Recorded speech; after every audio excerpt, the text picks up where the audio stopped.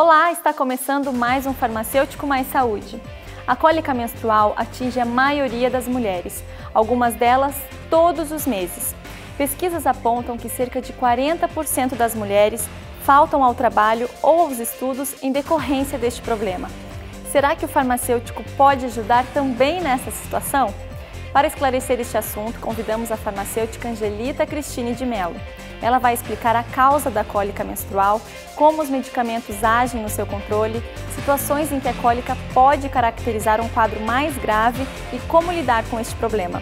Mas não é só isso, temos dicas de saúde e bem-estar e mais informações sobre a profissão farmacêutica. Não saia daí, voltamos em instantes. Hoje vamos falar sobre um tema que incomoda muitas mulheres, a cólica menstrual. E para responder nossas perguntas, está comigo no estúdio a farmacêutica Angelita Cristine de Mello. Ela é doutora em saúde pública na área de epidemiologia, mestre em ciências farmacêuticas e professora do curso de farmácia da Universidade Federal de São João del Rei, em Minas Gerais, e também é consultora ad hoc do Conselho Federal de Farmácia.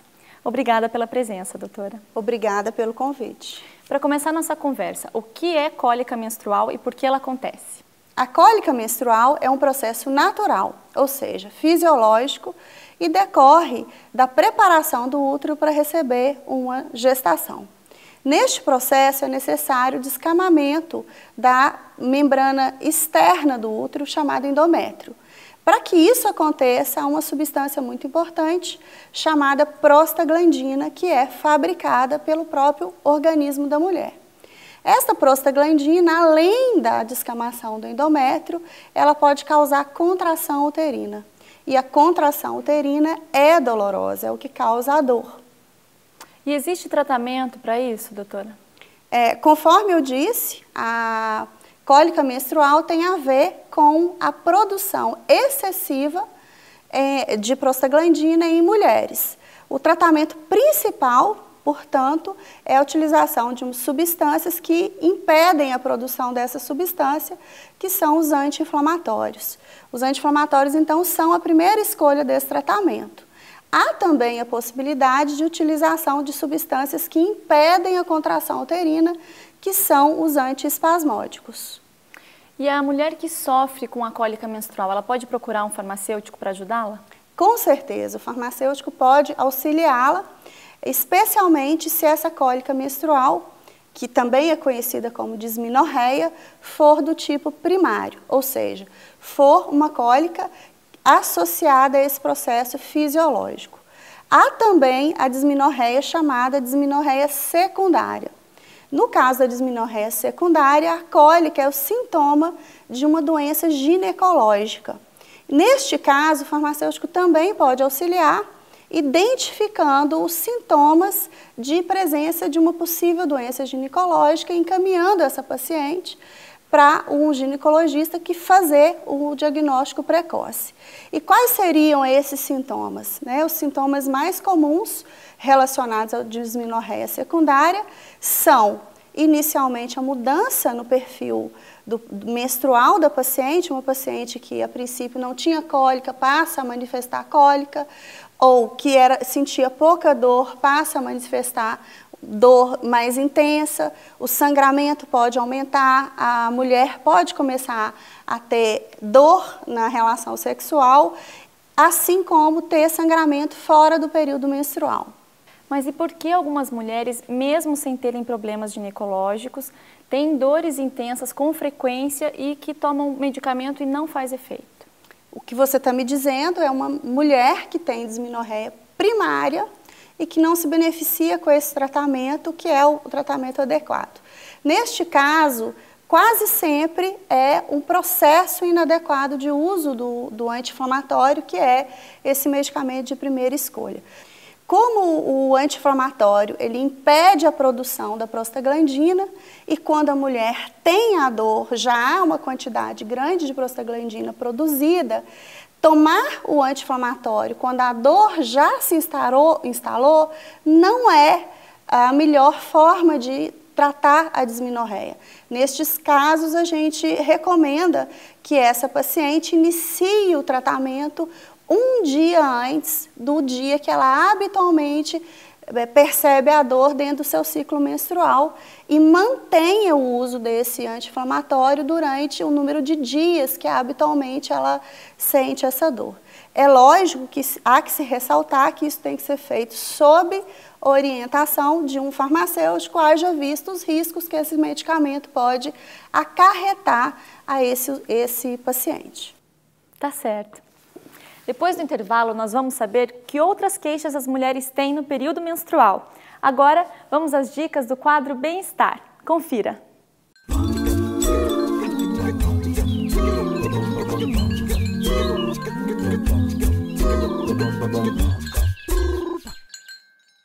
Você conhece a maneira correta de escovar os dentes? Utilize creme dental em quantidade semelhante ao tamanho de um grão de ervilha. Prefira escovas com cerdas macias e tamanho adequado. A escovação deve durar ao menos 2 minutos, com movimentos suaves e curtos. Escove os dentes após as refeições e antes de dormir. Consulte um dentista regularmente.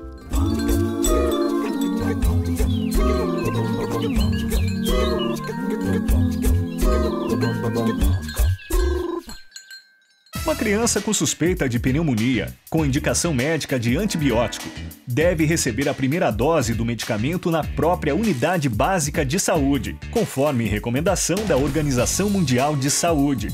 Quanto mais cedo começar o tratamento, mais fácil é a cura. Reivindique. O SUS é seu. Use. Defenda. O assunto de hoje é cólica menstrual. Quem conversa comigo sobre esse tema é a farmacêutica Angelita Cristine de Mello. Doutora, além da dor, o que mais a mulher sofre no período menstrual? A mulher pode apresentar enxaqueca, especialmente se ela já tem esse quadro anteriormente. Isso devido também ao aumento da prostaglandina, que é um mediador, uma substância que interfere com a dor de cabeça. Neste caso, é recomendável que ela evite a ingestão de substâncias que tenham cafeína, como chocolate, café, doces também podem causar, e períodos aí em que ela fique sem se alimentar, longos períodos.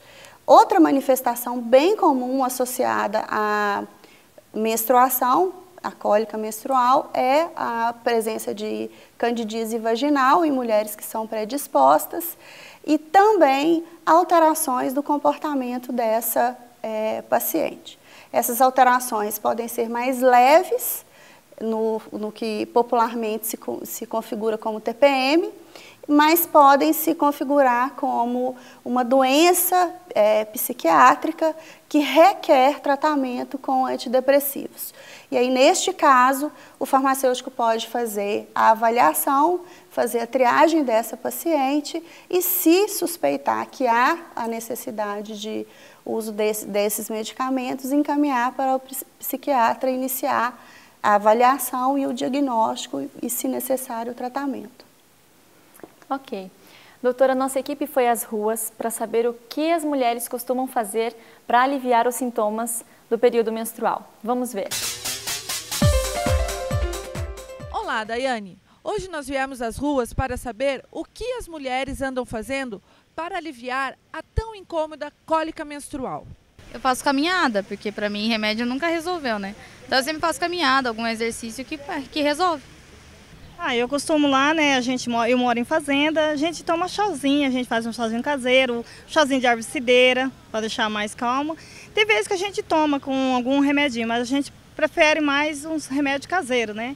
A gente toma aquele famoso chá do tempo da avó, né, e faz às vezes compressas de gelo, alguma coisa assim do tipo, e tenta deitar, relaxar, descansar um pouco. Geralmente eu tomo Buscopan, eu faço compressa morna no pé da barriga. Geralmente é isso que eu faço. Eu não tenho muita cólica, não sou uma mulher que tem muita cólica, mas quando eu tenho cólica eu costumo tomar o Ponstan, que é um remédio que para mim funciona bem, e ficar quietinha, né, com uma bolsinha de água quente, térmica. Essa é a minha estratégia contra a cólica. Doutora, cada uma tem uma receitinha, mas quais são os cuidados caseiros mais seguros? Certamente, o uso de bolsas de água quente é uma medida eficaz para alívio da cólica menstrual, e também a prática regular de atividade física exceto nesse período menstrual, ajuda no alívio. Uma outra medida para aquelas mulheres que fazem uso é interromper, né, o uso do tabaco. O uso de cigarro, ele agrava a intensidade da cólica menstrual. Ok. Doutora, muito obrigada pela sua participação no nosso programa.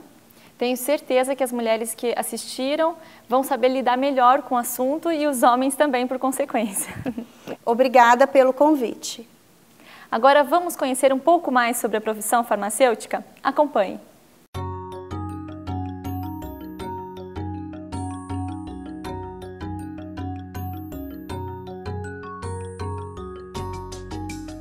Bem, o setor de análises clínicas é a segunda área de atividade do farmacêutico. O farmacêutico analista clínico, também conhecido como bioquímico clínico, ele tem como função primordial realizar exames laboratoriais e garantir um alto padrão de qualidade nesses exames. Para isso, são feitas várias atividades e assim ele pode auxiliar o médico para realizar rastreamento de doenças, diagnóstico, prognóstico e monitoramento de doenças. Cerca de 70% das decisões médicas são baseadas em resultados de exames laboratoriais. O laboratório de análises clínicas, ele normalmente é setorizado. Então existe um laboratório tradicional de análises clínicas que tem o setor de hematologia, de bioquímica, imunologia, urinálise, parasitologia, microbiologia. Mas além desse laboratório tradicional, o farmacêutico analista clínico, ele é capaz de atuar em outros campos de trabalho, como toxicologia, citologia, que são mais especializados, genética e reprodução humana. Ele pode trabalhar em bancos de biobancos, né? Bancos de sangue, bancos de leite, bancos de tecido e órgãos, bancos de sêmen e outras atividades também no setor de saúde pública e biotecnologia.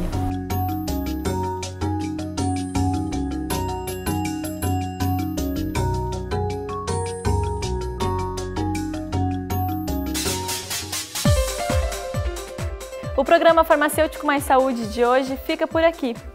Para fazer críticas ou sugestões, envie um e-mail para o endereço que aparece na sua tela. Curta, divulgue e compartilhe os vídeos do programa em nosso canal do YouTube. Obrigada pela sua companhia e até o próximo programa. Tchau!